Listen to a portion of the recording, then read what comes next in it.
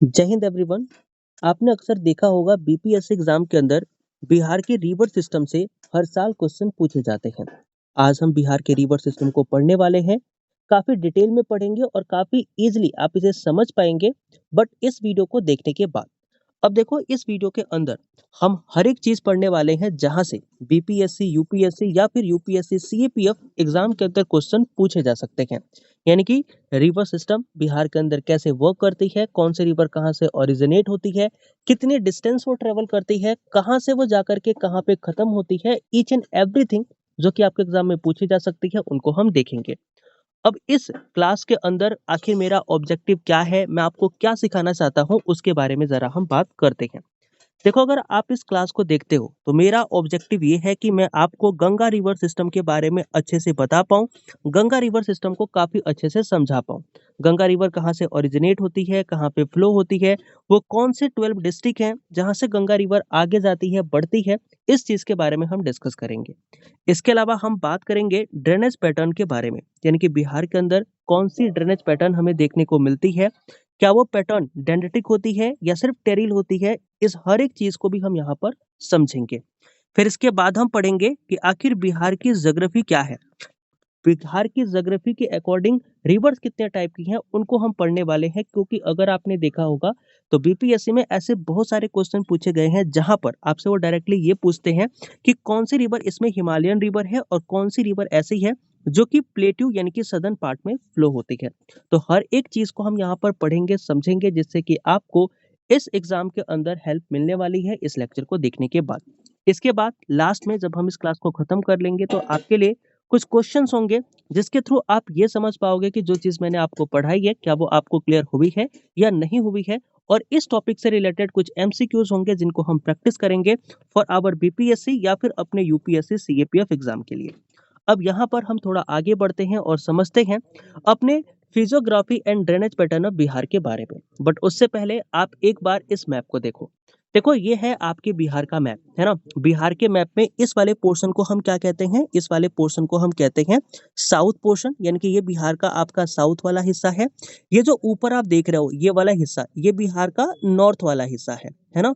ये बिहार का आपका नॉर्थ वाला हिस्सा है। जस्ट जब आप इधर आओगे तो आपको पता लगेगा कि ये बिहार का ईस्ट वाला हिस्सा है और इसे हम ईस्टर्न बिहार कहते हैं, और इधर वाले हिस्से को हम वेस्ट बिहार कहते हैं और ये बिहार का वेस्टर्न साइड देखने को मिलता है। अगर आपको इतना समझ में आ गया ना तो अब आप एक बार इस मैप को देखो जो आपके सामने दिखाई दे रहा है।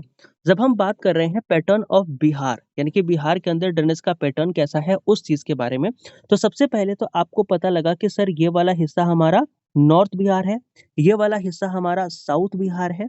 इसी की तरह ये वाला भी हिस्सा जो है वो हमारा क्या है, ईस्ट बिहार है, और ये वाला हिस्सा जो है वो हमारा वेस्ट बिहार है। अब देखो ये जो रिवर आप देख रहे हो जो बिल्कुल बिहार के बीचों बीच से जा रही है, इस रिवर का नाम होता है क्या, गंगा रिवर। इस रिवर का नाम क्या होता है, गंगा रिवर। और आपको देख के लग रहा होगा कि ये जो रिवर है ये बिल्कुल बिहार के बीचों बीच से जाती है और बिहार को दो पार्ट में डिवाइड कर देती है। अब ये क्या हो गया, आपका वेस्ट हो गया, ये ईस्ट हो गया। तो आपको ये ध्यान रखना है कि ये जो गंगा रिवर है ये वेस्ट से क्या होती है, ईस्ट की तरफ फ्लो होती है। कहाँ से कहाँ की तरफ, वेस्ट से ईस्ट की तरफ फ्लो होती है। तो अभी आपको ये हर एक चीज यहाँ पर क्लियर हो गई होगी, है ना, कि कैसे ये बिहार को दो पार्ट में डिवाइड करती है, ये वेस्ट से ईस्ट की तरफ जाती है, एंड और भी बहुत सारी चीजें हम यहाँ पर पढ़ने और समझने वाले हैं। सबसे पहले तो आप देखो कि बिहार के अंदर ये जो ड्रेनेज सिस्टम होता है ये लार्जली आपको सेंट्रल डिप्रेशन देखने को मिलता है। सेंट्रल डिप्रेशन का मतलब क्या होता है कि सारी रिवर आती हैं और एक जगह इकट्ठा होती हैं। जैसे कि यहाँ पर देखो कुछ रिवर ऊपर से आ रही हैं, है ना, कुछ रिवर आपकी नीचे से आ रही हैं, और ये सारी रिवर क्या हो रही है किसी एक जगह पर, ये जो आपका मिड पॉइंट है यहाँ पर आकर के मिल रही हैं। तो इस तरीके का ड्रेनेज पैटर्न आपको बाय लार्ज बिहार के अंदर देखने को मिलता है। बिहार के अंदर प्राइमरली अगर आप देखोगे तो दो तरीके के पैटर्न आपको देखने को मिलते हैं, एक होता है डेंड्रिटिक पैटर्न और एक होता है टेरिल पैटर्न। अब ये टेरिल पैटर्न क्या होता है, डेंड्रिटिक पैटर्न क्या होता है, इसको मैं समझाता हूँ, देन हम फिर आगे बढ़ेंगे। देखो बिहार के अंदर ना आपको दो ही तरीके के पैटर्न मोस्टली देखने को मिलेंगे। एक होता है टेरिल। टेरिल में क्या होता है, जैसे मान लो कि एक रिवर ना कुछ ऐसे जा रही है ना, एक रिवर हमारी कुछ ऐसे जा रही है। एक रिवर आई, उसने इसको ऐसे कट किया, इसको ऐसे कट किया और इसको ऐसे कट किया। तो ये जो आपका जालीनुमा स्ट्रक्चर बनता है ना, इसी जालीनुमा स्ट्रक्चर को हम क्या कहते हैं, टेरिल टाइप ऑफ ड्रेनेज कहते हैं, है ना? समझ में आ गया कि टेरिल क्या है? जहाँ पर जालीनुमा स्ट्रक्चर बनेगा। अब ये डेंड्रिटिक पैटर्न क्या होता है? जैसे कि मान लो ये हमारी एक रिवर है ना? ये हमारी रिवर है। अब इस रिवर में कुछ इस तरीके से एक रिवर आके मिल गई, इसमें एक रिवर आके मिल गई, इसमें एक रिवर आके मिल गई, यहाँ से एक रिवर जो है वो भी आके मिल गई, यहाँ से एक रिवर आके मिल गई। तो ये जो पैटर्न आपको दिख रहा है, जो कि पेड़ के एक डाली की तरह आपको दिख रहा होगा, है ना? आपने देखा होगा एक पेड़, पेड़ की डाली जो होती है उसकी तरफ ये जो दिखता है, उसको हम बोलते हैं डेंड्रिटिक पैटर्न। तो बिहार के अंदर मेनली ये 2 तरीके के ही पैटर्न आपको देखने को मिलेंगे जब आप बिहार के रिवर सिस्टम की बात करोगे। तभी आपको पता लगा डेंड्रिटिक क्या होता है और टेरिल क्या होती है। इतना आपको समझ में आया? Now we will discuss the divider. अब ये डिवाइडर क्या है? जैसे कि मैंने आपको बताया कि जो गंगा है वो एग्जैक्टली फ्लो करती है into the middle of Bihar. Bihar के बिल्कुल मिडिल में क्या करती है? फ्लो करती है, जिससे कि जो बिहार का स्टेट है वो नॉर्थ और साउथ प्लेन के अंदर क्या होता है? डिवाइड हो जाता है। क्योंकि अगर आप देखोगे तो ये बिल्कुल बिहार के बीचों बीच से जा रही है। ऊपर वाला पोर्शन आपका नॉर्थ बिहार हो जाएगा, नीचे वाला पोर्शन जो है आपका साउथ बिहार हो जाएगा। तो इसलिए इसको क्या कहते हैं? डिवाइडर कहते हैं। तो डिवाइडर रिवर कौन सी है बिहार की? That is Ganga. क्योंकि ये क्या करती है? बिहार को नदन प्लेन और सदर्न प्लेन के अंदर क्या करती है? डिवाइड करती है। अब हम बात करते हैं स्लोप की। अब ये स्लोप क्या होता है? देखो, स्लोप काफी इंपॉर्टेंट रोल प्ले करता है जब भी कहीं पर रिवर फ्लो होती है। क्योंकि आपने देखा होगा कि जो पानी होता है ना, वो ऊपर से नीचे की तरफ क्या होता है? फ्लो होता है। अगर पानी को आपको ऊपर से नीचे लाना है तो जितनी ज्यादा हाइट होगी पानी उतनी तेजी से आएगा, है ना? तो उसका फ्लो उतना ही तेज होगा। तो इसी चीज को जब यहाँ पर आप पढ़ोगे तो जो लैंड स्लोप होता है वो जेंटली कहाँ की तरफ होता है? आप देखोगे तो हिमालय से नीचे की तरफ होता है। तो जो रिवर होती है ना, आपको ऊपर से नीचे आती हुई दिख रही है। ऊपर आप दिख रहे हो ना, ये ऊपर से नीचे आती हुई दिख रही है। क्यों? क्योंकि ऊपर आपका हिमालय है। सबको पता है कि इंडिया के नॉर्थ में हिमालय है, बिहार के नॉर्थ में भी हिमालय है। तो नॉर्थ में हिमालय है तो हिमालय से रिवर क्या होती है? नीचे आती है। क्यों? क्योंकि वहां पर स्लोप है। जब आप सदर्न पार्ट में जाओगे तो यहाँ पर आपको झारखंड देखने को मिलेगा, यहाँ पर आपको प्लेट्यूज देखने को मिलेंगे। तो प्लेट्यू क्या होता है? एक हाईलैंड होता है ना, जो कि ऊपर उठा हुआ। एक आपका लैंड ही होता है जो कि थोड़ा हाई होता है, जिसकी ऊंचाई थोड़ी ज्यादा होती है। तो प्लेट्यू भी as compare to the plain area थोड़ा एक हाई एरिया होता है, जहां से क्या होता है कि अगेन हमारी रिवर क्या होती है? अंदर की तरफ जाती हैं। तो इसी की वजह से ये जो हमारा स्लोप है वो बिहार का कैसा है कि ऊपर से भी ढलान है, नीचे से भी ढलान है। तो रिवर क्या होती है? आपकी बीच में आकर के सबमर्ज करती हैं और गंगा रिवर में मिलती हैं। So that's make a sense, और इसी स्लोप को हम यहाँ पर समझे हैं। तो आई होप आपको समझ में आया होगा कि नॉर्थ की तरफ हमारा हिमालयन स्लोप है, और साउथ की तरफ जाओगे तो छोटा नागपुर प्लेटू जो है, जो कि झारखंड के पास है, that is again a slope, जो कि आपको यहाँ पर देखने को मिलेगा, है ना? तो आई होप कि आपको बिहार की फिजियोग्राफी, बिहार का जो ड्रेनेज पैटर्न है, ये अभी क्लियर रहा होगा। अब यहाँ पर देखो कि बिहार के अंदर डेंड्रिटिक पैटर्न क्यों है, इसके बारे में अगर आपसे कोई पूछे तो आप क्या बताओगे? इसका मेन रीजन ये है कि देखो, यहाँ पर जो मेन रिवर है दैट इज गंगा, जो कि बिल्कुल मिडल में जाती है। और जितनी भी रिवर है वो स्लोप की वजह से क्या होती है? गंगा में आकर के मिलती हैं। सो दैट्स वाई यहाँ पर ब्रांचेस ऑफ ट्री के जैसा एक स्ट्रक्चर बनता है, जिसको हम डेंड्रिटिक पैटर्न कहते हैं, जो कि अभी मैंने कुछ देर पहले आपको बताया था ऊपर, है ना? चलो, अब हम बात करते हैं बिहार के बारे में, और बिहार की जो सबसे बड़ी रिवर है दैट इज गंगा, उसके बारे में। अब देखो, जब आप गंगा रिवर के बारे में बात करते हो तो सबको पता है कि बिहार की लाइफ लाइन अगर किसी रिवर को कहा जाता है तो वो है हमारी गंगा। बीपीएससी जनरली कैसे सवाल पूछती है? बीपीएससी जनरली ऐसे सवाल पूछती है कि गंगा रिवर कहाँ से ओरिजिनेट होती है, कहाँ पे जाके खत्म होती है, बिहार में कहाँ से एंटर करती है, बिहार में कहाँ से जाकर के वो एग्जिट करती है, इसके अलावा बिहार में उसकी लेंथ क्या है। इस तरीके के क्वेश्चन आपको बीपीएससी एग्जाम में देखने को मिलेंगे।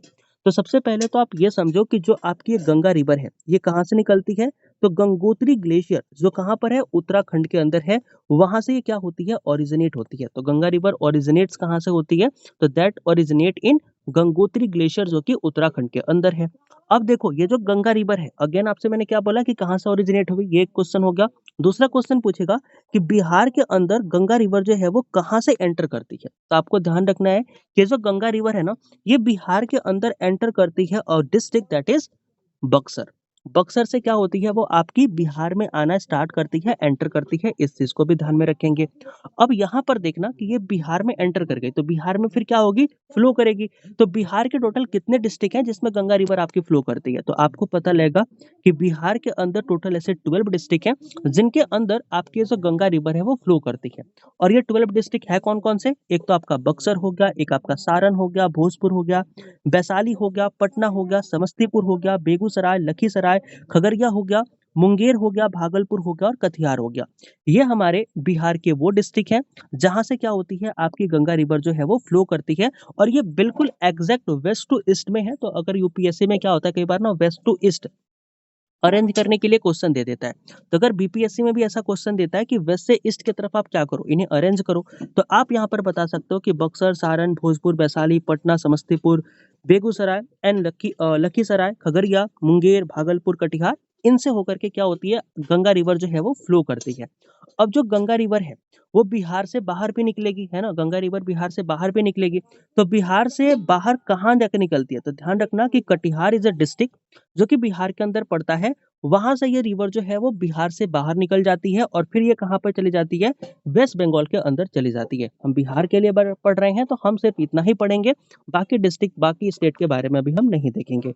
तो हमने क्या देखा कि ये ओरिजिनेट हुई गंगोत्री ग्लेशियर उत्तराखंड से, एंटर हुई बिहार में थ्रू बक्सर, फिर उसके बाद ये 12 डिस्ट्रिक्ट में क्या हुई फ्लो हुई, जिसमें बक्सर, सारण, भोजपुर, वैशाली, पटना, समस्तीपुर, बेगूसराय, लखीसराय, खगड़िया, मुंगेर, भागलपुर एंड कटिहार थे। एंड लास्ट में जो कटिहार है वहां से ये क्या हो गई, बाहर निकल के चली गई।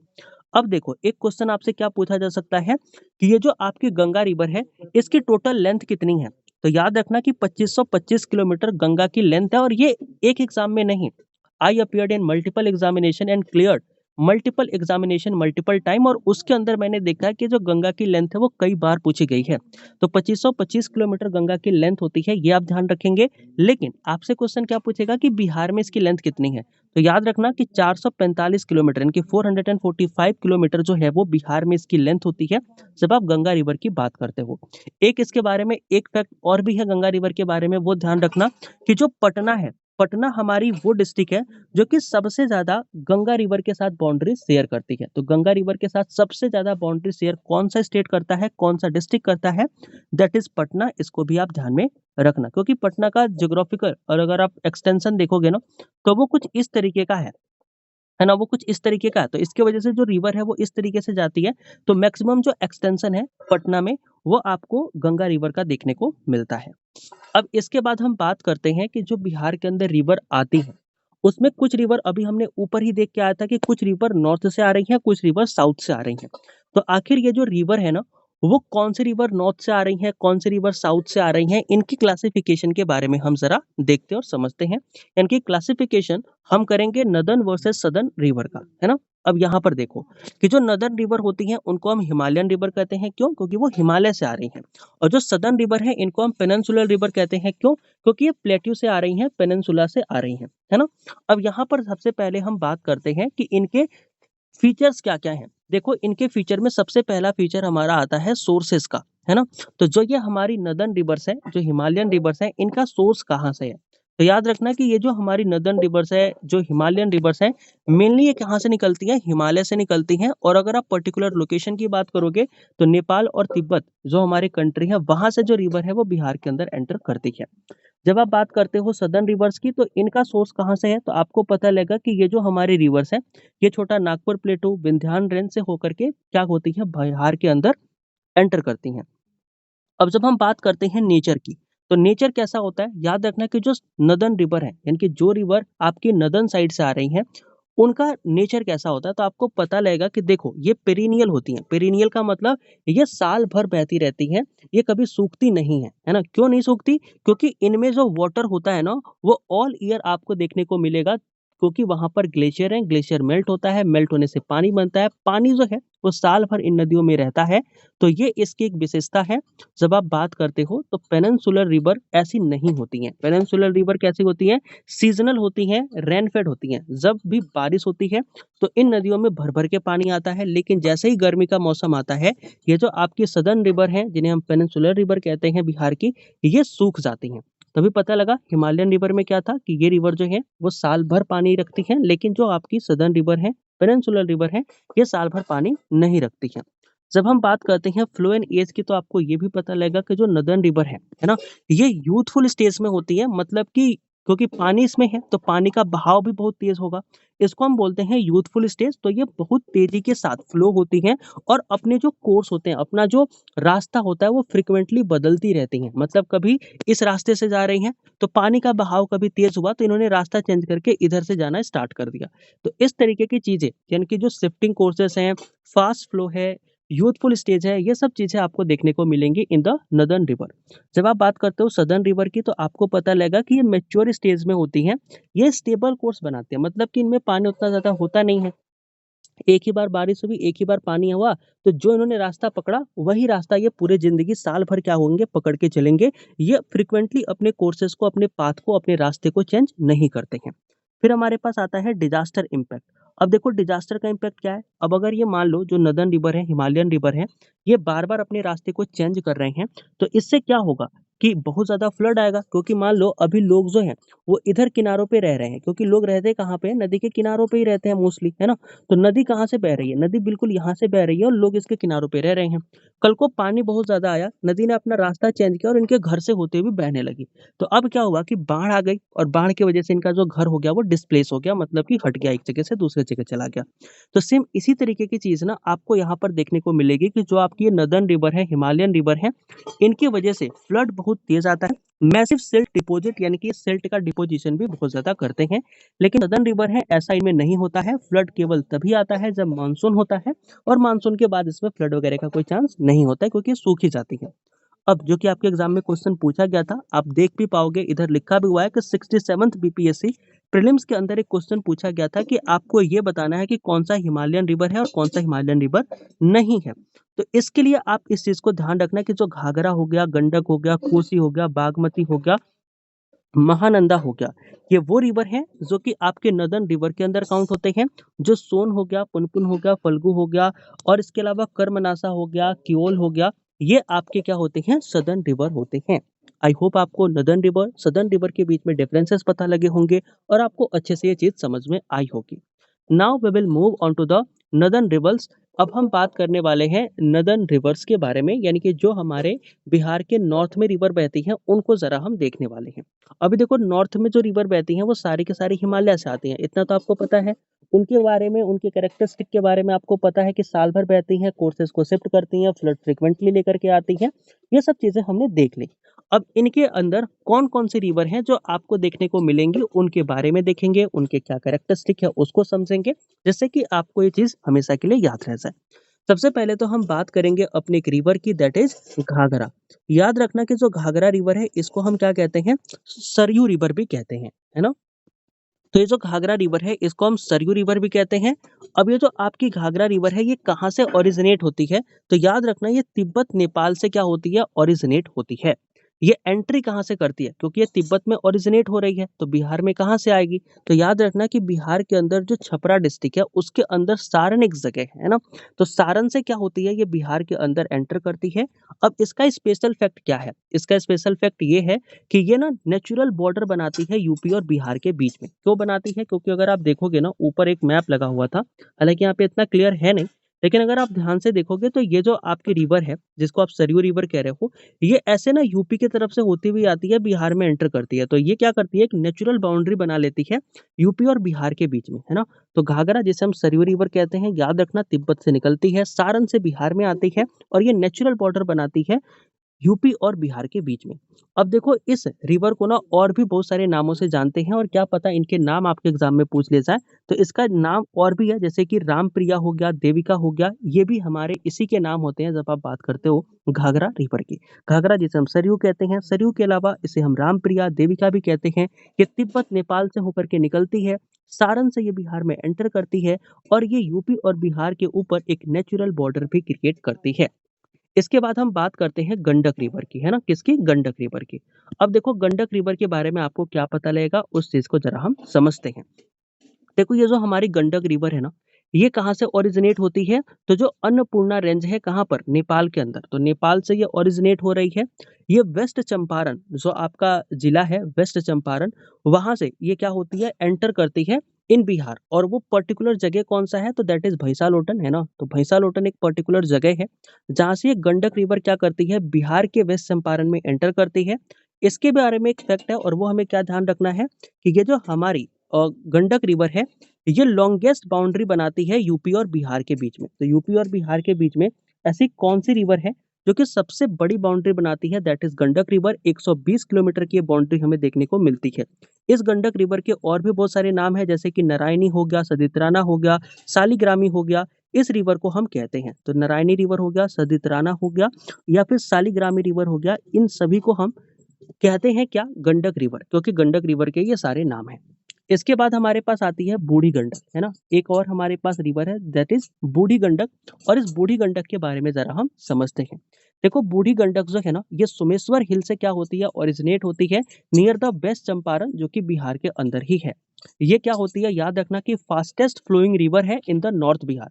यानी कि नॉर्थ बिहार की सबसे तेज बहने वाली अगर कोई रिवर है तो वो कौन सी है?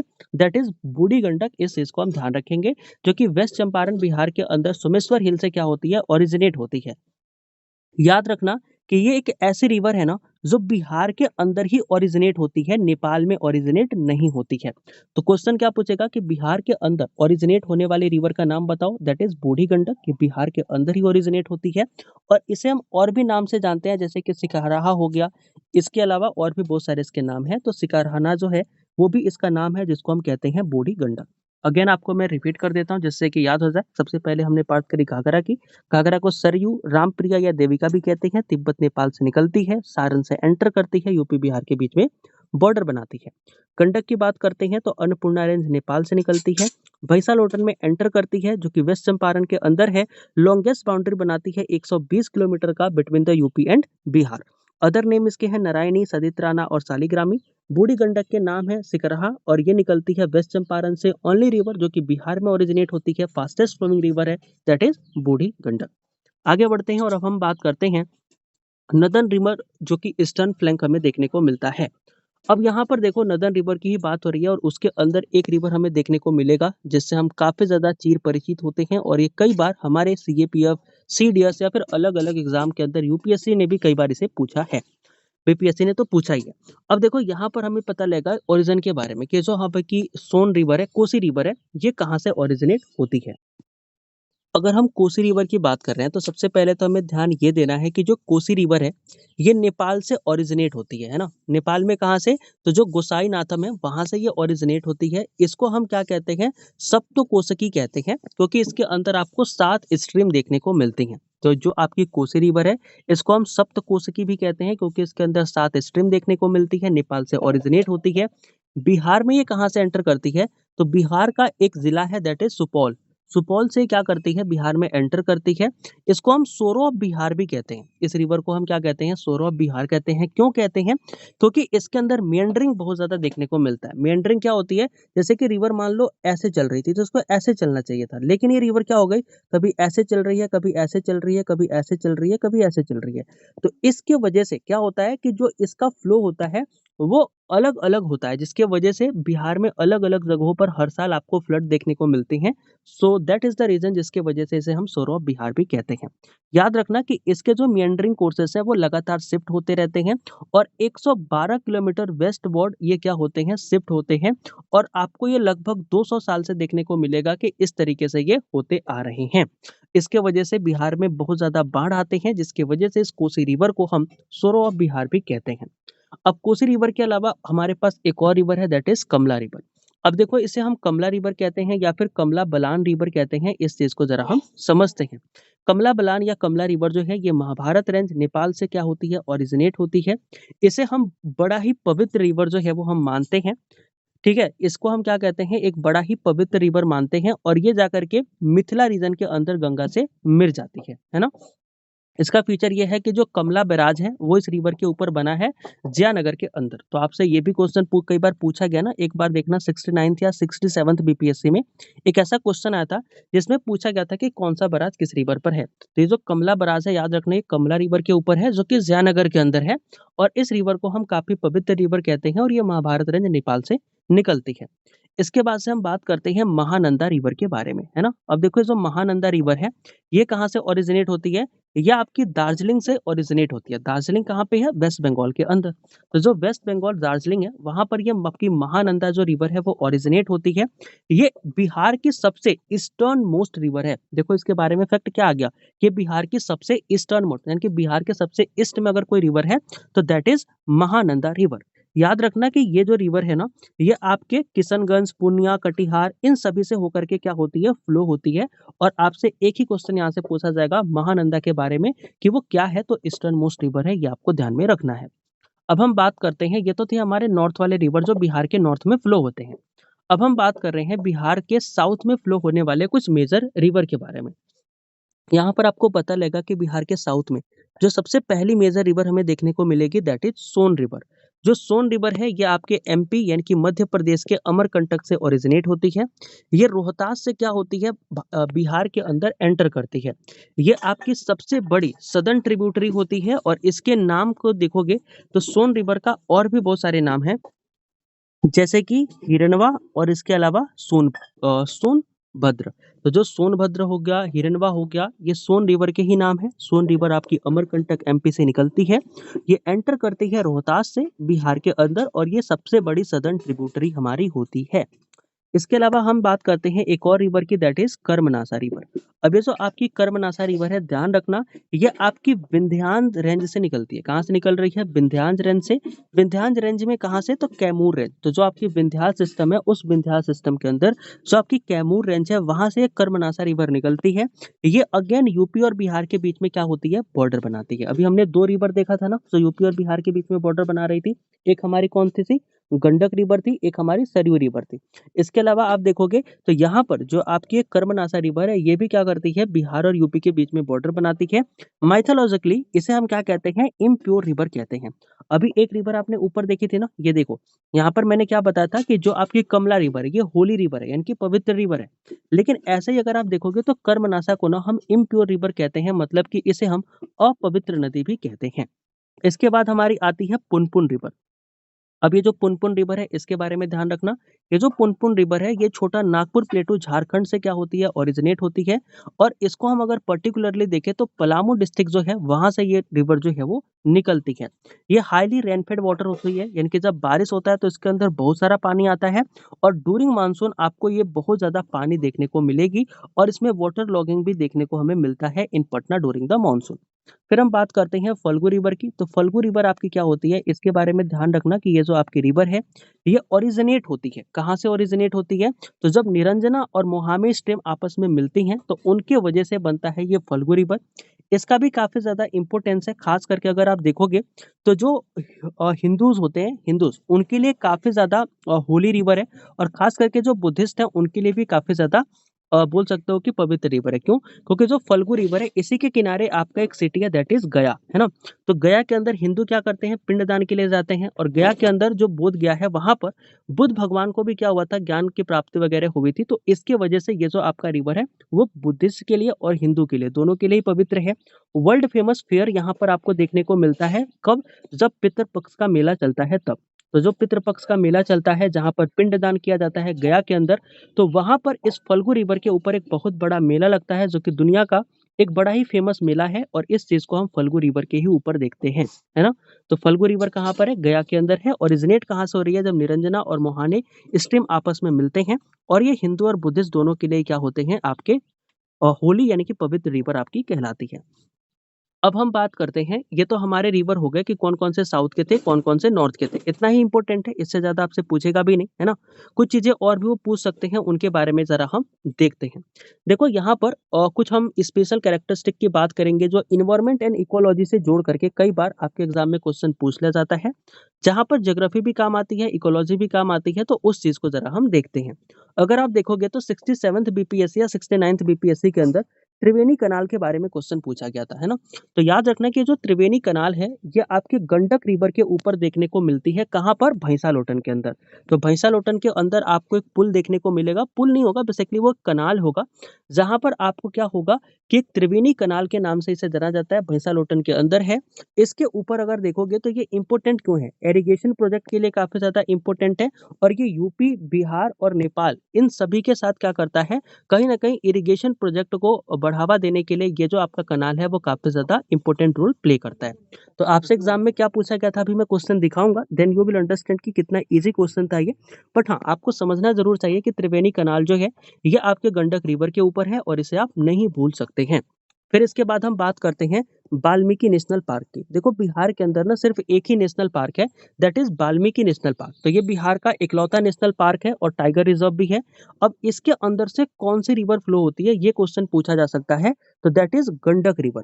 अब ये जो आपकी गंडक रिवर है ना, ध्यान रखना ये गंडक रिवर हमारी क्या होती है, एक ऐसी रिवर है जो कि आपके वाल्मीकि नेशनल पार्क से होकर के जाती है और बिहार का ये इकलौता नेशनल पार्क और टाइगर रिज़र्व भी होता है। इसके अलावा आप देखोगे तो बिहार के अंदर कनवार लेक है और वेटलैंड भी है। तो कनवार लेक या फिर वेटलैंड ये क्या है, इस चीज़ को ज़रा हम समझते हैं। देखो जो अगर आप कनवार लेक या वेटलैंड के बारे में थोड़ा-सा समझोगे तो आपको पता लगेगा कि बिहार के अंदर ना ऑक्सबो लेक बहुत सारे बनते हैं क्योंकि वहाँ पर इस तरीके की मेंडरिंग बहुत सी होती है। मेंडरिंग मैंने अभी आपको बताया था कि इस तरीके से जब रिवर जाती है तो उसी पाथ को हम क्या कहते हैं, मेंडरिंग कहते हैं। मेंडरिंग कोई पैटर्न नहीं है, बस ये रास्ता है, एक फ्लो है जिस पे कि आपकी नदी आगे बढ़ती है। तो ये जो आपकी कनवार लेक है या फिर वेटलैंड है, याद रखना ये ऑक्सबो लेक के वजह से बना हुआ है और ये आपको कहाँ पर देखने को मिलेगी? बिहार के अंदर देखने को मिलेगी, खास करके जो बूढ़ी गंडक है, वहाँ पर आपको इस तरीके की चीज़ें देखने को मिलती हैं, जो आपकी कनवार लेक या वेटलैंड होती हैं। अब यहाँ पर आप ध्यान रखना कि जो आपके रिवर्स बिहार में होते हैं ना, वो केवल और केवल फ्लड लेकर के नहीं आते, बल्कि वो बहुत सारे ऑक्सबो लेक भी क्या करते हैं, क्रिएट करते हैं, जैसे कि हम चुहार या फिर माउन भी कहते हैं। बिहार के अंदर जाओगे तो इसे चौर कहा जाता है या फिर मौन कहा जाता है। तो ये बेसिकली बने होते हैं बिकॉज़ ऑफ ऑक्सबो लेक, जो कि बहुत ज़्यादा क्रिटिकल होते हैं। क्यों होते हैं? क्योंकि यहाँ पर winter habitant thousands of migratory birds हमें देखने को मिलते हैं। तो ये सब चीज़ें तो मैंने आपको बता दी। अब फटाफट से हम कुछ ऐसे चीज़ों पर आते हैं, जो कि हमारे एग्ज़ाम में डायरेक्टली पूछे जाते हैं और directly match of the following में आ जाते हैं। क्वेश्चन क्या पूछे जाते हैं कि कौन सी रिवर कहाँ पर जा कर के गंगा को जॉइन करती है ना? जैसे कि आप देखो घाघरा रिवर गंगा को कहाँ ज्वाइन कर रही है, तो छपरा के पास जो है वो ज्वाइन कर रही है। सेम ऐसे ही जो कर्मनासा रिवर है, ये गंगा को कहाँ पे ज्वाइन करेगी, चौसा के ऊपर ज्वाइन करेगी। जो गंडक रिवर है, ये गंगा को कहाँ ज्वाइन करेगी, तो हाजीपुर सोनपुर के अंदर से ज्वाइन करेगी। ऐसे ही जो सोन रिवर है, ये गंगा से कहाँ मिलेगी, मानेर में मिलेगी। जो बूढ़ी गंडक है, वो गंगा से कहाँ जाकर मिलेगी, तो जो खगड़िया हो गया, मुंगेर हो गया, वहां पर जाकर के मिलती है। जो आपकी पुनपुन रिवर है, ये गंगा से जाके कहाँ मिलती है, फतुहा में मिलती है। जो आपकी कियोल रिवर है, ये जाकर के सूरजगढ़ लखीसराय में क्या होती है, ये मिलती है गंगा से। जो कोसी रिवर है, ये आपकी कुरुसेला या फिर कटिहार में क्या होती है, जाकर के गंगा से मिलती है। तो खास करके ऐसे बहुत सारे क्वेश्चन ना पूछ ले जाते हैं डायरेक्टली कि बताओ गंगा से कौन सी रिवर कहाँ पर मिलेगी। तो याद रखना कि जो घाघरा है, ये आपकी छपरा में जाकर के मिलती है, कर्मनासा चौसा में जाकर के मिलती है, सोन जो है वो मनार में जाकर के मिलती है, गंडक जो है वो हाजीपुर सोनपुर में मिलती है, बूढ़ी गंडक जो है वो खगड़िया मुंगेर में जाकर के मिलती है, पुनपुन आपका फतुहा में जाकर के मिलता है, कियोल आपका सूरजगढ़ में जाकर के मिलता है, कोसी जो है वो आपका कटिहार में जाकर के मिलता है। तो ये वो रिवर है जहाँ पर जाकर के गंगा को ज्वाइन करती हैं, है ना? चलो यहाँ पर डायरेक्टली ये ध्यान रखना है क्वेश्चन पूछे गए हैं बीपीएससी में तो आगे भी पूछे जा सकते हैं। अब देखो यहाँ पर कौन सी रिवर ऐसी हैं जो ईस्ट फ्लोइंग है, कौन सी रिवर ऐसी हैं जो वेस्ट फ्लोइंग है, उनके बारे में हम देख रहे हैं और कौन सी रिवर ऐसी हैं जो कि नॉर्दर्न रिवर है, कौन सी ऐसी रिवर है जो कि सदर्न रिवर है ना? अब देखो मैंने आपको एक चीज़ बताई थी, स्टार्टिंग में बताई थी कि जो आपकी गंगा रिवर है, वो क्या होती है, इस तरीके से फ्लो करती है यानी कि वेस्ट से ईस्ट की तरफ फ्लो करती है। जब वेस्ट से ईस्ट की तरफ फ्लो करेगी तो ये वाला हिस्सा आपका राइट हैंड हो गया, है ना? ये आपका हिस्सा क्या हो गया? राइट हैंड हो गया और ये आपका हिस्सा लेफ्ट हैंड हो गया। तो इधर से जो रिवर गंगा को ज्वाइन करेंगे, इधर से जो रिवर गंगा को ज्वाइन करेंगी, that will be the right hand tributary, है ना? राइट ट्रिब्यूटरी हो जाएंगी गंगा की। और जो इधर से ज्वाइन करेंगी वो आपकी लेफ्ट ट्रिब्यूटरी हो जाएंगी गंगा की। बाकी अगर आप देखोगे तो ये नॉर्थ हिस्सा भी है, ये साउथ हिस्सा भी है। तो जो साउथ से ज्वाइन करेगा वो आपका सदर्न रिवर हो जाएगा, जो नॉर्थ से ज्वाइन करेगा वो नॉर्दर्न रिवर्स हो जाएगा। तो अब इन्हीं चीजों को हम यहाँ पर बताने वाले हैं और एक बार में ही इसे पढ़ने वाले हैं जिससे कि आपको क्लियर हो जाए कि कौन सी लेफ्ट बैंक ट्रिब्यूटरी है और कौन सी आपकी राइट बैंक ट्रिब्यूटरी है, कौन सी नॉर्दर्न रिवर है, कौन सी सदर्न रिवर है। इसमें अगर आप देखोगे तो जो घाघरा है जो कि यूपी के साथ बॉर्डर बनाती है, again this is a northern river. Gandak जो कि अगेन यूपी बिहार के साथ बॉर्डर बनाती है, दैट इज जिसपे कि आपका त्रिवेणी कनाल भी है, ये भी आपकी नॉर्दर्न रिवर है। बूढ़ी गंडक फास्टेस्ट फ्लोइंग रिवर है, बागमती रिवर ये आपकी बूढ़ी गंडक से मिलती है। कमला बलान ये मिथिला में मिलती है गंगा से। कोसी रिवर को हम सोर ऑफ बिहार कहते हैं। और महानंदा जो है वो ईस्टर्न मोस्ट आपकी रिवर होती है बिहार की। ये सारे के सारे नदर्न रिवर के बारे में इंफॉर्मेशन थी। अब आते हैं हम सदर्न रिवर के बारे में। देखो जो कर्मनासा है ये यूपी के साथ बॉर्डर बनाती है। सोन रिवर लार्जेस्ट सदर्न ट्रिब्यूटरी है। पुनपुन देखोगे तो फतुहा कॉन्फ्लुएंस पे देखने को मिलती है। फल्गु जो है ये निरंजना गया के अंदर आपको देखने को मिलती है, जहाँ पे मेला भी लगता है पिंडदान वाला जो मैंने बताया था अभी। कियोल जो है ये लखीसराय के अंदर देखने को मिलता है। और अजय जो है ये आपकी बंगाल के अंदर फ्लो होती है। And this all are the river जो कि आपकी नदर्न और सदर्न रिवर होती हैं। याद रखना कि जो गंगा रिवर है वो आपके बिहार के अंदर 445 किलोमीटर जो है वो फ्लो करती है ना। अब जो चीजें हमने पढ़ी हैं फटाफट से 4-5 मिनट देना, मैं आपको रिवाइज करा देता हूँ, जिससे कि आपको एक क्लास की चीजें क्लास में ही याद हो जाए। सबसे पहले तो देखो आप गंगा रिवर के बारे में, है ना। जो आपकी ये गंगा रिवर है ये गंगोत्री ग्लेशियर उत्तराखंड से क्या होती है, ओरिजिनेट होती है। बिहार में एंटर करती है बक्सर चौसा से। और ये आपकी एग्जिट करती है कहाँ से, कटिहार से, है ना। इतना समझ में आ गया। बताओ अगर इतना समझ में आ गया तो अगेन जो इसके नीचे की चीजें हैं वो मैं आपको सिर्फ पढ़ के बता दे रहा हूँ, आपको समझ में आ जाएगा क्योंकि ये सारी चीजें हमने पढ़ रखी है ऑलरेडी। देखो घाघरा के बारे में हमने क्या पढ़ा कि ये आपके तिब्बत से निकलती है, ये आपके छपरा से बिहार में एंटर करती है और जो छपरा है वहीं पर जाकर के खत्म भी हो जाती है। गंडक की जब बात करते हो तो आपको पता लगता है कि नेपाल से निकलती है, भैंसालोटन से बिहार में आती है, हाजीपुर सोनपुर से जाकर के ये गंगा से मिल जाती है। कोसी की जब आप बात करते हो तो ये कहाँ से निकलती है, कोसी रिवर, हमने क्या बताया था कोसी के बारे में कि जो आपकी ये कोसी रिवर है ये नेपाल से निकलती है, सुपौल डिस्ट्रिक्ट से बिहार में एंटर करती है और कटिहार में जाकर के ये गंगा में मिल जाती है। सोन रिवर की बात करें थी कि अमरकंटक एमपी से निकलती है, रोहतास से बिहार में एंटर करती है, मानेर में जाकर के ये गंगा से मिल जाती है। पुनपुन की जब हमने बात करी थी तो मैंने बताया था कि झारखंड से निकलती है, औरंगाबाद से बिहार में आती है और फतुहा में जाकर के मिल जाती है, जहाँ पर गंगा का मेला भी लगता है जो कि हमने पिंडदान वाला देखा था, है ना। फल्गु अब आएगा, देखो वो फल्गु था ये, सॉरी वो फतुहा था, ये फल्गु है जहाँ पे लगेगा मेला। छोटा नागपुर की जब बात करोगे वहाँ से निकलती है, गया में जो है ये एंटर करती है और ताल रीजन जो कि मोकामा है वहां पर जाकर के ये गंगा से मिल जाती है। अब यहाँ पर एक चीज ध्यान रखना, आपसे जो स्टेटमेंट वाइज क्वेश्चन यहाँ से पूछे जा सकते हैं वो आपके महानंदा और बूढ़ी गंडक से पूछे जाते हैं। याद रखना ये आपके हाई हिमालय से ओरिजिनेट नहीं होते। वो क्या कर देंगे कि जो महानंदा और बूढ़ी गंडक है ये हिमालय से ओरिजिनेट होते हैं, ऐसा वो स्टेटमेंट दे देंगे, तो दैट विल बी इनकरेक्ट। क्यों? क्योंकि जो बूढ़ी गंडक है वो आपके सोमेश्वर हिल बिहार से ओरिजिनेट होती है। ओनली रिवर जो बिहार से ओरिजिनेट होती है दैट इज बूढ़ी गंडक। और महानंदा के बारे में आपने देखा कि ये दार्जिलिंग वेस्ट बंगाल से होती है तो ये नदर्न रिवर ही, लेकिन ये आपके हिमालय से ओरिजिनेट नहीं होते, बस आपको ये ध्यान में रखना है ना। चलो अब पीवाईक्यू कौन कौन से क्या क्या क्वेश्चन पूछे गए हैं उनको एक बार देखो और फटाफट ऐसे क्वेश्चन आप कर ले जाओगे, आई एम 100% श्योर। अभी मैंने आपको एक चीज बताई थी कि कौन सी ऐसी रिवर है जो कि उत्तर प्रदेश और बिहार के साथ बाउंड्री शेयर करती है ना। तो उसमें क्या था, घाघरा था, गंडक था और कर्मनासा था। ये तीन रिवर क्या थी, आपकी यूपी के साथ बॉर्डर बना रही थी। सबसे बड़ी बॉर्डर कौन सी बना रही थी वो भी मैंने आपको बताया था, तो वो आप कमेंट करके बता सकते हैं, है ना। इसके अलावा देखो त्रिवेणी कनाल जो है ये मैंने आपको बताया था किस पे था, तो आपने देखा था कि सर ये गंडक रिवर के ऊपर ही हमारा क्या था, त्रिवेणी कनाल था। अगेन देखो ये बीपीएससी का क्वेश्चन है ना, बीपीएससी ने इसे पूछ रखा है पीवाईक्यू में। इसके अलावा आप देखोगे तो मैच ऑफ द फॉलोइंग इस तरीके के भी क्वेश्चन आ सकते हैं। अभी मैंने आपको क्या बताया था कि जो पुनपुन है वो फतुहा में चली जाएगी, है ना। जो आपकी गंडक है वो कहाँ पे चली जाएगी, जो आपकी गंडक है वो चली जाएगी हाजीपुर सोनपुर के आसपास। और जो आपकी सोन रिवर है वो कहाँ चली जाएगी, मानेर में चली जाएगी। तो ये हो गया, इस तरीके के match of the following question भी आपको देखने को मिल सकते हैं। तो ये था पूरा का पूरा रिवर सिस्टम ऑफ बिहार जो कि मैंने आपको बताया। I hope and I believe कि आपको समझ में आया होगा। For the practice you can join our Telegram, है ना, जहाँ पर हम डेली क्विजेस करेंगे, पीडीएफ भी मैं आपको भी भेज दूंगा और भी जो मेरे पास नोट्स वगैरह होंगे बीपीएससी के वो भी मैं शेयर कर दूंगा, जिससे कि आप इसे पढ़ सकते हो एंड बीपीएससी एग्जाम के अंदर आप एग्जाम क्लियर करके एक अच्छे ऑफिसर बन सको, है ना। तो that was from my side. I hope and I believe कि ये सारी चीजें आपको क्लियर रही होंगी। सो मिलते हैं नेक्स्ट वीडियो में किसी नए टॉपिक के साथ, तब तक के लिए सभी को जय हिंद एंड थैंक यू।